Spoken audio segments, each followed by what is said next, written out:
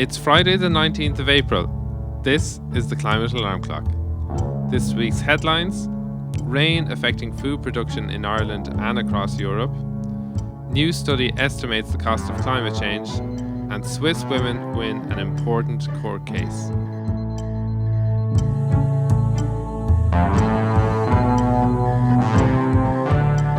Hello and welcome to the Climate Alarm Clock, your Irish climate news podcast. I'm Darragh and we are delighted to be back with our 6th season of the podcast and delighted to be joined, as always, by Anna Pringle and Ciara Daly. How are you both doing? Darragh, you had to think about that for a minute.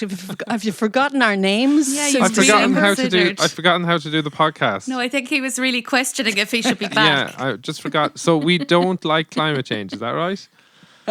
Yeah, what's this podcast about again? Is this our influencing and fashion podcast? Yeah. No? Yeah. You could see the thoughts going through his head of am I really doing this again? No, it definitely did. I couldn't believe it's season 6.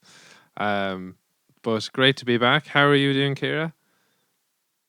I'm good. I've had a great time tuning out of all the doom and gloom, and I've just been living my life as if climate change was just a bit of gossip that I tune into every now and then. Yeah, great. How about yourself, Anna? Yeah, I think I've probably replaced worrying about climate change with worrying about the state of the world and in particular Gaza, I would say. So yeah, that's been kind of all consuming since we last got together in December, and who would have thought then that things could get so much worse? It was so bad in December and it got so much worse since then. But I was at the DCU Climate Justice Conference this week, which was very interesting. Mary Robinson spoke. She did a great job. She told Simon Harris that he should be going faster on climate. And then there was a very powerful talk from a woman called Ella Saltmarsh. I'll put a link to her in the show notes. But she has this whole concept of time and trying to look forward and backwards. And, the whole sort of intergenerational 7 generations of justice and time. And so that was very interesting, and trying to think in geologic time and human time and etc. But one of the things she was talking about, which was, I thought, very powerful, was she said, we can't talk about climate justice without talking about Gaza and how Israel is operating with impunity there.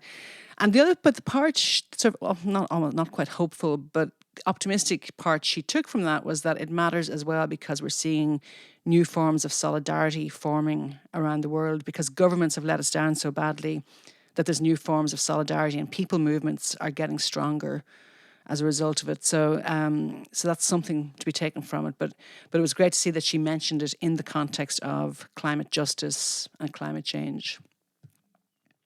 All right, Anna, thanks for showing me up. That was only this week, Ciara. Yeah, the other weeks I was the rest of the months I really wasn't doing much. Planting trees and kissing babies. We wanted to start the podcast a couple of months ago, and Anna was like, "Can we wait until after the DCU conference so I have something to talk about?"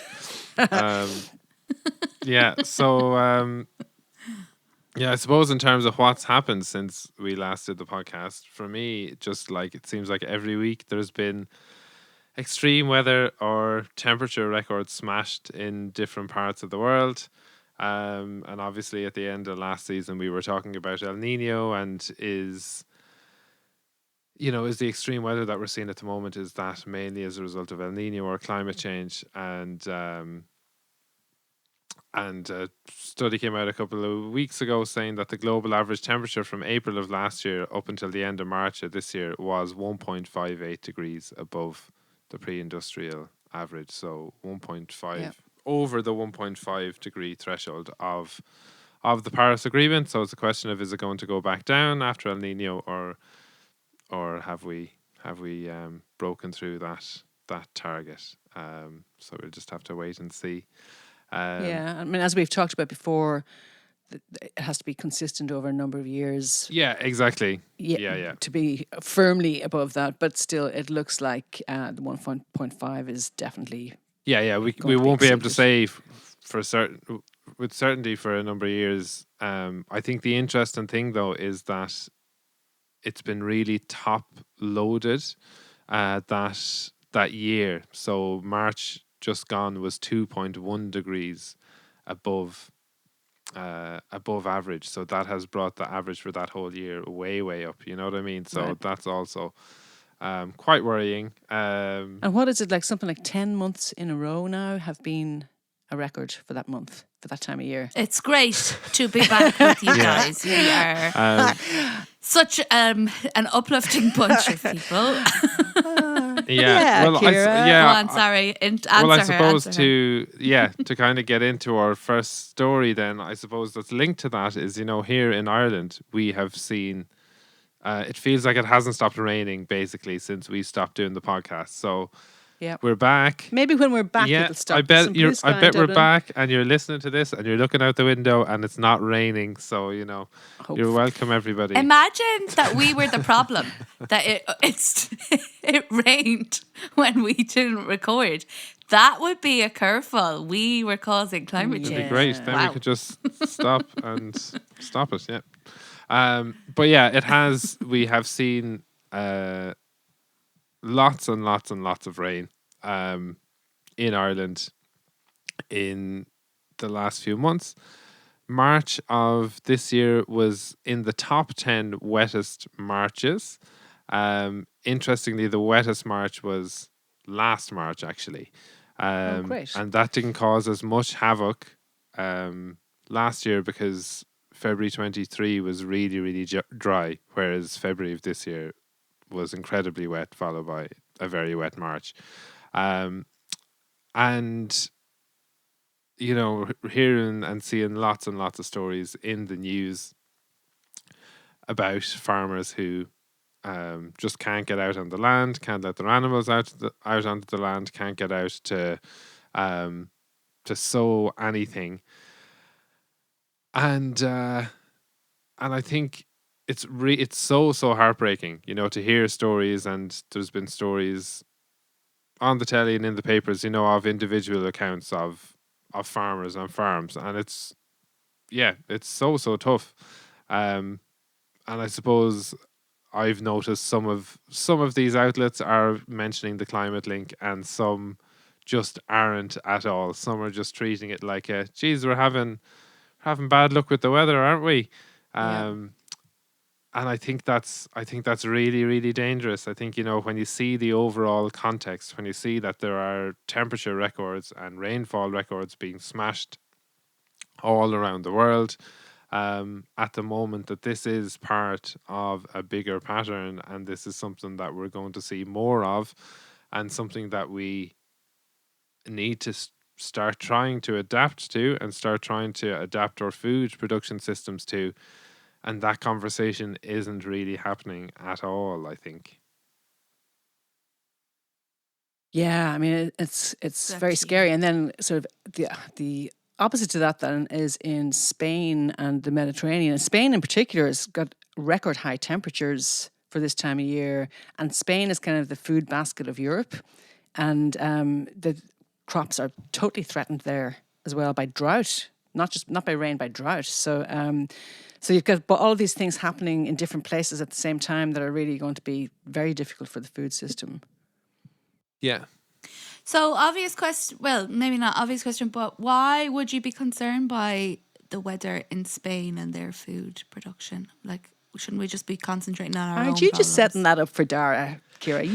Darragh's like nearly going to bite the microphone here. I have no... Go on, Darragh, you got it. Yeah, well, we import over 80% of our food. Yeah, so most of the food we eat in Ireland is imported. So, and a lot of our fruit and vegetables comes from Spain. Like we wouldn't have an orange or a lemon in Ireland, that's coming from Spain. Yeah, but not even that then. Like things that we can grow here or could grow here, like tomatoes are imported, apples, over 90% of our apples are imported. Even 20% of our potatoes are imported. Something like 30% of our carrots, 80% of our onions. We're really, really, really reliant on imports. So it totally makes sense that we should grow more of our own food as much as possible, so that, like, it's bad enough that we're being affected by the weather here, but to also be vulnerable enough to be affected by weather in other places. So we're already seeing predictions of, increased prices for food in the autumn. There was an article in The Guardian talking about the UK, and they were talking about food shortages. Yeah, I mean, in England, they were saying that for the first time since the Second World War, they might not have a harvest. Well, And guess who helped them out in the Second World War? Guess where they were getting a lot of their Wow. fruit and vegetables from in the Second World War? Ireland. Ireland was shipping food to England to make up for the fact that they didn't have harvest themselves. So it's just kind of really, it just really struck me, that headline, that it's the first time since the Second World War they won't have a harvest. And we won't be able to help them. yeah, and like we get a lot of food from the UK as well, Yeah. And yeah, it feels like the government have really dropped the ball here. Like, it's just not even on the radar. It's not even close to the agenda, that the discussion of, like, sometimes you hear the crisis being discussed on the news or on the radio, and they're talking about the fodder crisis. They're like, oh, we don't have enough food to feed our animals. And it's like, yeah, could we talk about the food for the people, maybe? Right. Um, Well, because it's a threat to our export industry, it'll get some attention. And you're right, it's because of the fodder crisis. But it's kind of a scary thought. I mean, Ciara, you're working with a lot of food businesses. I mean, what are you seeing and hearing from them?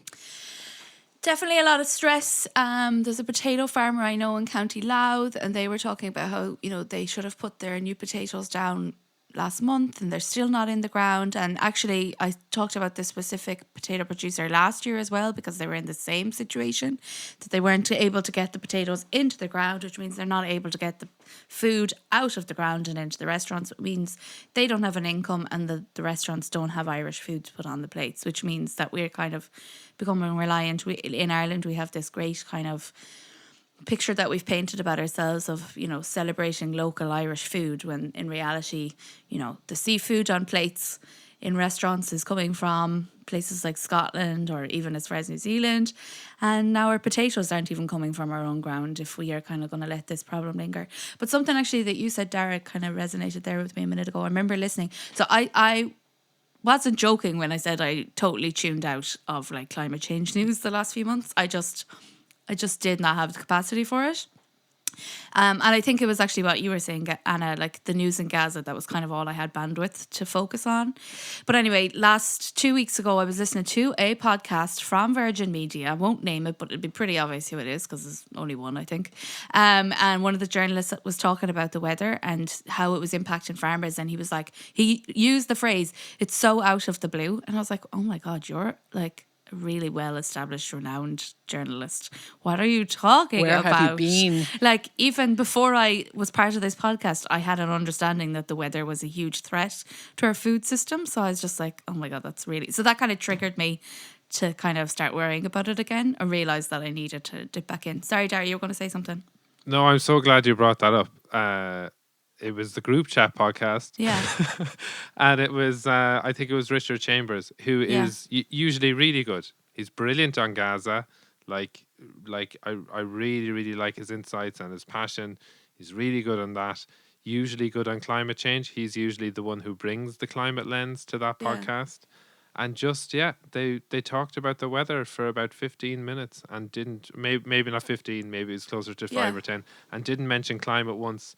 And like, don't want to be singling them out because they're such good journalists that you expect more from them. But I was listening too, and I was totally taken aback by it. Yeah. It was just, I just felt like it was such a disservice to people in the food industry, because I suppose that's where my interest... So I work in the food industry, for anyone that doesn't know, and my interest, for anyone that doesn't know, as if everybody knows what I'm doing with my life. But But my, I suppose, interest in or my concern about climate change came from people who work in food because it impacts their everyday life, and it has been doing that for years. So they are obviously, and a lot of people who work in the food industry are really connected to the environment. Like a lot of what they do, I suppose there's a passion there for kind of nature naturally. They're just so intertwined with one another. So I suppose that's when I started hearing these kind of conversations. So just to hear him say that the weather was out of the blue and how the impact that it was going to have on the food industry being out of the blue, I just thought it was such kind of an insult to the reality of the situation, because Yeah. people have been talking about it and people have Uh, been not just talking about it, like screaming about it for years. yeah, Yeah. but and also to say that's the way the politicians are treating this as well. They're like, Yeah. oh, it's out of the blue, it caught us on the hop, we'll put Yeah. supports in place, rather than be like, no, like this has been coming, like, and Yeah. this is Yeah. going to continue to come. This isn't like we're going to see, be it drought or be it increased rainfall or whatever kind of extreme weather, we're going to see more and more of this going forward. Yeah. Yeah. I And part of our problem, I think, is that we are disconnected from where our food comes from. totally, Yeah. We totally, don't, I mean, I include myself in that. Most of us don't even think about what we're buying and where it's coming from and how it's produced. You don't think of it as Yeah. a natural production process, yeah, or yeah, and we need to be more connected to it. Yeah, there was that one of the articles that was kind of reporting on this was the one from the Journal where it was talking to different farmers, and how they're being affected by the weather at the moment.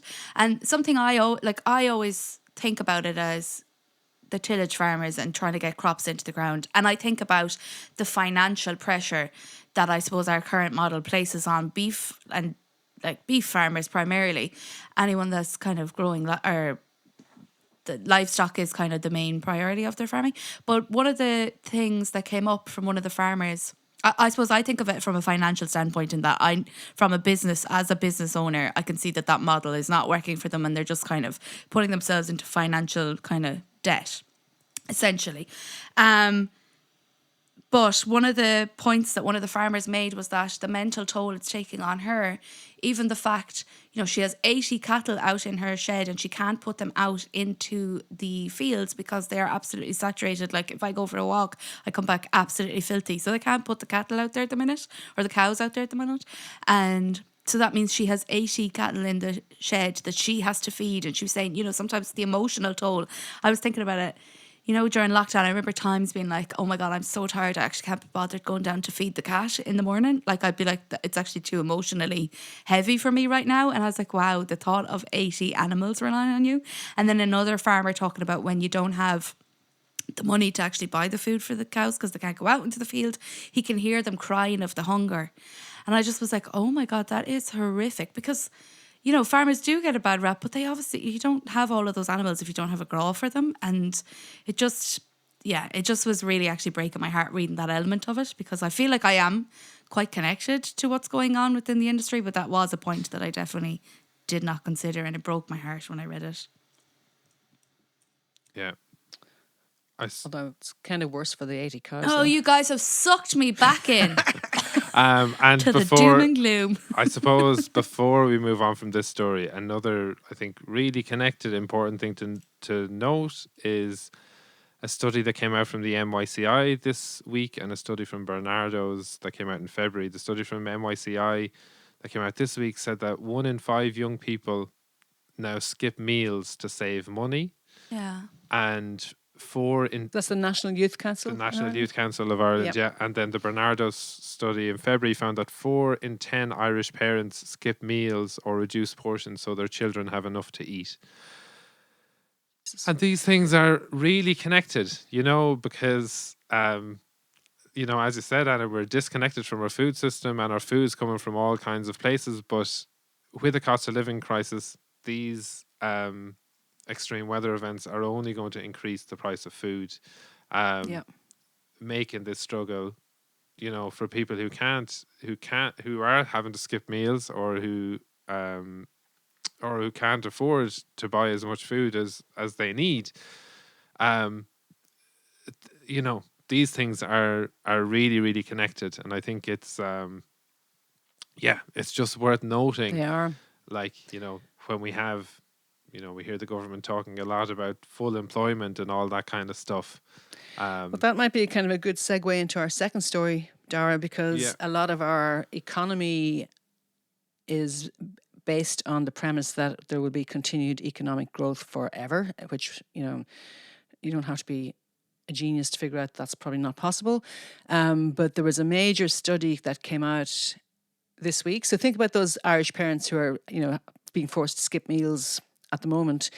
But a major study came out this week saying that predicting that world incomes, average world incomes, like personal incomes, will drop by nearly a fifth by 2050. So for the first time they used an empirical approach, and they looked at, and this is all peer reviewed, it's science. They looked at data from around the world, and they found that within the next 25 years there will be an income reduction of 19%. And that's independent of what we do now in terms of emissions. And that is because of the damage from climate change.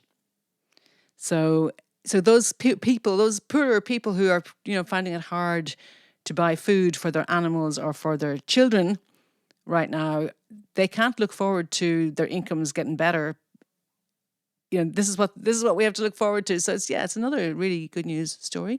But what they've found is that the cost of that damage that's been done to the environment, so the damage like we've just been talking about, the cost of that is going to be 6 times higher than the cost of mitigation. So if we spend that money on solving the problem and mitigating and stopping emissions, and we often hear, it's going to be too costly to bring in renewable energy, or too costly for this or that. It's much more costly not to do it. That's insane. And that's what that study has found. And like a mind-blowing number. So the research has shown that because of rising temperatures, heavier rainfall, extreme weather, it's going to cause $38 trillion of destruction each year by mid-century. Now, there's already, I don't know what the current run rate is for the destruction each year, but it's already very high. But to get to that amount each year by mid-century, and the scary part is that the scientists are saying that this might be a conservative view of it, because they don't have all the data yet. So what one of the scientists said, they're providing a more comprehensive picture, but it's not the final picture, and it's likely a lower bound of the picture. Yeah. So how's about that for cheering you up, Ciara? That's really actually failed. Yeah. I think the thing for me on that is, I do wonder, the way you said that the mitigation costs are 6 times less than the costs of the impacts, but it's a question of who's paying.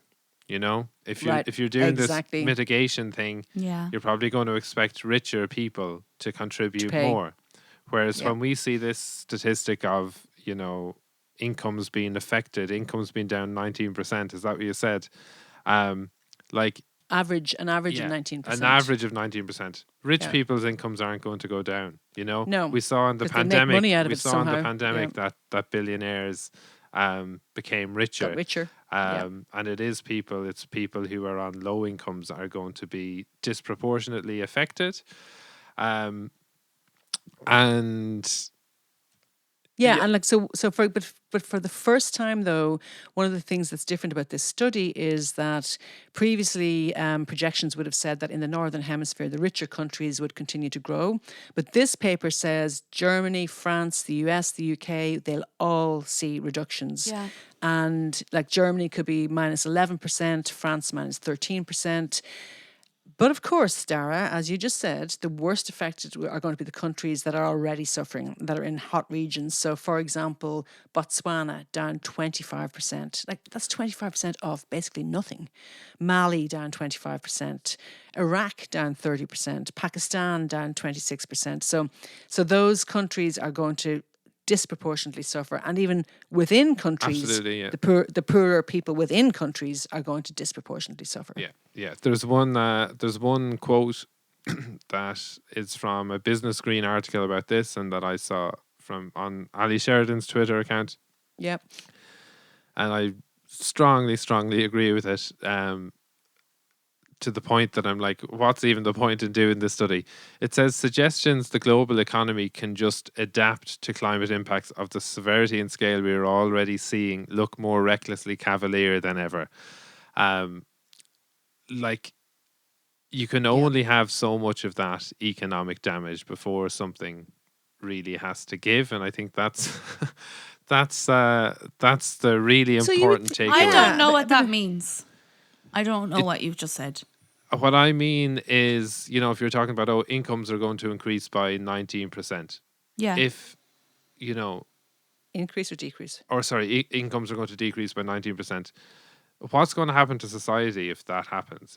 If you see lots and lots of people You think about suddenly, that. suddenly having a lot less money, Yeah. it things aren't going to carry on as normal. And similarly, if food production is affected and food prices,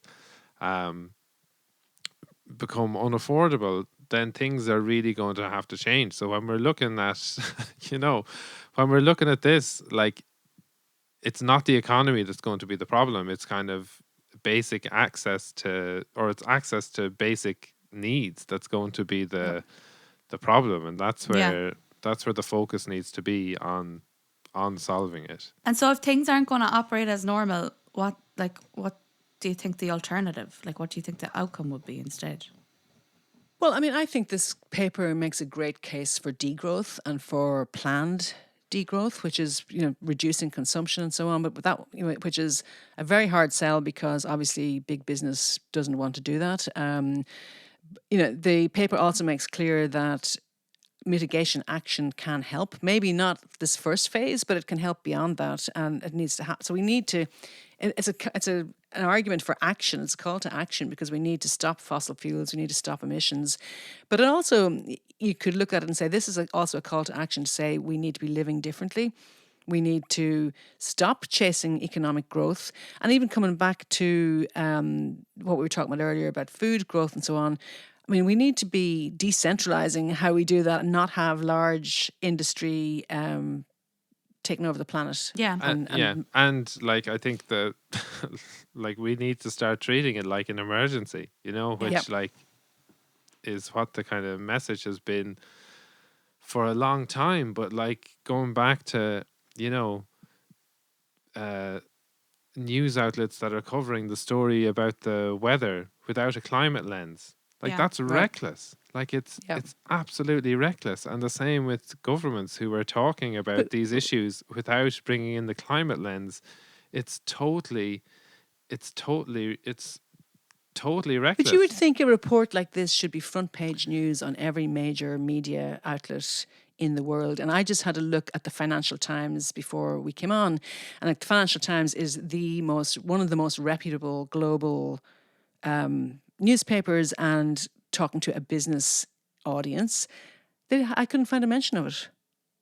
I mean, the Guardian covered it. I couldn't find it in the Financial Times. Instead, their headlines are still things like, record oil production coming out of Iran. And they're decent on climate stuff. So just to be clear, they are decent on climate stuff, but they're not really looking at what the risk is to the global economic status quo from this. But if you think, for some of us are old enough to remember the global financial crisis. Don't be taking This things is at going to Darragh. this is going to make the global financial crisis look like small change by comparison. Yeah. And nobody's really covering that. Yeah. Right. We've had a good chunk of bad news there. Will we move on to a good news story? No, let's stay in the mud. Let's stay in the mud because it won't stop raining. Well, I suppose the next story is there are things we can do. There are things that can be done. And I think this next story is a great example of that. Yeah. So this is the story of the klimatsenioren. Senioren. I better get that right. Yeah, don't mess I think it that's up. German, and I don't think any of us can speak Ich German. kann Deutsch sprechen. Darragh can. Oh, sorry, excuse me. You weren't very convincing with your klimatsenioren, though. Yeah, it sounded klimatsenioren. Spanish, to be honest. Klimatsenioren. Yeah, so this is the story of the klimatsenioren, a group of older Swiss women who took the government to court because they failed to comply with their duties under the Convention of Human Rights concerning climate change. So basically, their case was that older people are affected more by heat waves and are more likely to die in heat waves. And they said that the Swiss government were not supporting their human rights basically by not taking rapid enough climate action. This case has been going on for years. I remember Yeah. we would have learned about it during the Masters, so kind of 4 years ago. But the court ruled just last week and found that it had violated the right to respect for private and family life. Yep. So it's a huge, huge finding because it could now have a knock-on effect for other countries in Europe, that other people can start taking similar cases to say that their human rights are being violated by their government's lack of action. So it's a great news story. Yeah, I love it this is a great story. news.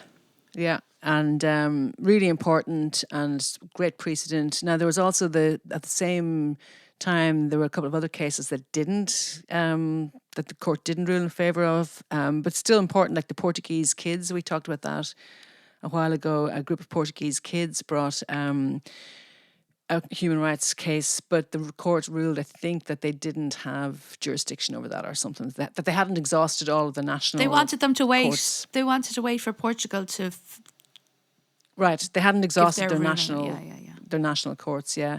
But no, this. So we've talked about this quite a bit on the podcast. The law is a really powerful instrument that people can access to get cases like this and hopefully to put governments under pressure. And there were Irish lawyers, the Glan Project from Galway, that were heavily involved in this. So it's good to see that. Now, unfortunately, there were always also Irish government lawyers who were in the defending against it, trying to say that governments weren't liable. And Yeah, but why they we did a felt the bad need to job do on that. purpose, you see, huh? You think? Well, hopefully. Yeah. So it is like it's a really good news. And to come back to what you were saying about Portugal, like it wasn't that they said the Portuguese children didn't have a case. It was Yeah. literally Right. just that they said you can't bring this to the European Court of Human Rights without bringing it like without Exhausting your exhausting national all the national courts. courts. Yep. And they said that they couldn't bring the case against countries other than Portugal, so that they couldn't. So it wasn't. Right, because the Swiss women had lost in their national Yeah, courts, yeah, which is why they brought it up to the Court of Human Rights. It's a Yeah. great So it wasn't- demonstration of like just because it can often feel like you're kind of pushing the boulder up the hill and like for years, but like this obviously is kind of a good signal. If you just keep at it, you can actually yeah, get the for boulder sure, to the top Yeah. of the for hill. sure. Because I remember hearing when we reported on this story last year, and I was like, "Oh my god, I hope they do it." And they did. Fair Yeah. play to them. Yeah, and and it's really heartening, like to see that Portugal one that they probably have a case as well. It's just they didn't necessarily go the right route. And similarly with the French one, that it's a mayor of a French town, and the court, Dismissed it on didn't admit that technicality, yeah. because he didn't live in that town. Because he moved, Yeah, yeah, because he I didn't live know. in that town anymore. So once again, it's not that he didn't have a case; it's just a technicality. So that's a really really great news story. Right, so we're going to finish on that positive, right? That's our. I think for this season, we're going to try and finish with a good news story. Yeah. Just so we don't depress the hell out of all of our listeners. Yeah, sure. Darragh doesn't look committed. No, absolutely. Darragh we looks like have he's got some more bad news he wants Well, to just share. I see there, and it was absolutely astounding. Or we just have one story in the other news story, and that was that Dubai got a year's worth of rain in a day during the week. I don't know if you Yeah, saw mad. any of the Yeah. footage The of footage, that. yeah. the airports and planes basically driving through floods. It's just absolutely staggering. Yeah, I saw somebody commenting, oh, surely they could do a better job with their drains. I got, no, there is no drainage system in the world that I can used to handle live in years. Dubai, and we used to get, if it rained, we would get sent home from work because we wouldn't get home later because there is no drainage. It's not built for Yeah. rain. It's a desert. Yeah. And Yeah. built, emphasis built. The whole place is built. It's Well, not the whole like place is a anything bit of we an are familiar atrocity, with in Ireland. It's not like that. But So, yeah, yeah. thanks for bringing us back down to earth, Darragh. Speaking of which, to move on to actions, one action that I have very much linked to the food thing and really bringing us down to earth, pun very much intended, is to join Talamh Bio. God. I was at a conference in Clough-Jordan a couple of weeks ago called Feeding Ourselves, where it was lots of local food producers come together to kind of discuss the food system in Ireland and action that can be taken. And Talamh Bio are a group of small farmers, primarily a group of growers who kind of take a holistic view, who are nature positive, and really try to push local food production. They have a great new local food policy where they're trying to get support specifically for people who are growing food for local markets, and supports for people who can't afford or access nutritious local food. So they have a lot of really good work going on, and you can support that work by becoming a member or joining some of their working groups. So Great. really, really recommend joining Talamh Bio as a good kind of counterpoint to all the negative stuff we were talking about with our food system. There are amazing food producers in Ireland, and that's one way of supporting them. That's great. And local is definitely the way to go. Any other actions there? Well, here in Dublin, not in the Talamh, Friends of the Earth has an education day on Saturday the 27th. They actually have an Earth conference on Monday, but it's sold out. But there's an education day on Saturday the 27th in Inchicore, in Richmond Barracks in Inchicore, from 10 o'clock to 4 o'clock. They have lots of great speakers on the panel, and it's really looking at global justice again, and how do we build international solidarity among the climate movement from Ireland to Palestine and from Moneypoint to Serahone, which I probably pronounced very badly. I'll be there for some of it, so if you're there, hopefully might see some of you. But that looks like it being a good day, and you don't have to be there for the whole day. There's different panels and stuff on the programme. And some touchy-feely kind of, exercises and things. That, All right, Anna. yeah. That's so I'll you, be Anna. avoiding those. You big pervert. I might be misrepresenting it, to be fair. I've got two actions I'd like to share. My first is food related. I'm organising in my village a street feast. It's basically cool. just a big party where all the neighbours come together and bring food. So I would encourage people to go to streetfeast.ie and sign up and organise it in your local community. It's a really nice way of kind of bringing people together in your community, which I feel like we don't do anymore, and B, encouraging people to support local food producers because there is loads of them all over the country. And then my second one is Roisin El Sharif is a fantastic singer here from Galway. She's Palestinian Irish, and she has released a gorgeous version of Shularoon. It's in English, Irish and Arabic, and all the proceeds of that track are going to Medicine Sans Frontiers. So we'll put the link in the bio. She's It's only a great. tenner. Yeah, it's gorgeous, gorgeous, gorgeous. Very good. Also, I'll put a link to Ella Saltmarsh and the Long Time Project, who I talked about earlier, and a very good podcast to listen to if you want a longer discussion on some of the topics we've been talking about is Planet Critical, that I discovered recently. It's excellent. Great. And then the final thing, who put this down? Plant some seedlings. That's a great idea. Oh, that was me. And then I said I'll say that next week. But we'll No, say it it's every great. week. Yeah, that's okay. I'm going to take a quick break to talk about my seedlings. I planted them 2 weeks ago and I've been looking at them every day as if I have given birth to my own child. It is the most exciting and rewarding thing. I keep sending pictures to everyone of like, look how much the leaves have grown. It's What are they? so nice. What did you plant? I've planted 2 moneymaker tomato seedlings. So actually, we don't need to worry about the economic stability of Ireland because I'm growing moneymaker tomatoes. They're called moneymaker. I have another variety of tomato, I can't remember. I grew 1 sunflower and some peppers, which have not come to fruition. So I'll go at them again. But yeah, I think I grew Fair play. something No, else. it is very satisfying. Rob told me about Trees for the Land. Yeah. So I got Rob trees is our sound delivered, producer for anyone who doesn't know. But I got trees delivered, but they're not trees; they're like twigs. They look Yeah. like twigs, and you plant them. So we've gone around looking and say, oh, "There's a leaf coming on this Yeah. one," and hoping that the deer and hares and sheep and goats don't. Oh, well, that bloody biodiversity should sicken you. Well, that's not biodiversity. That's biodiversity killers. But anyway, Oh, but you it's with the great. But you're bloody right. It's lovely to technicalities. see. It's lovely to see the leaves coming, and hopefully some of them will survive. Yeah. Okay. All right. Great. And just a reminder that if you like the work that we want to do and want to support the upkeep of the podcast, you can do so on buymeacoffee.com/the climate alarm. Leave us some comments. All right. That is it. We will be back next week. Great to be back. Good to catch up. See you next week. Smell you later. Bye.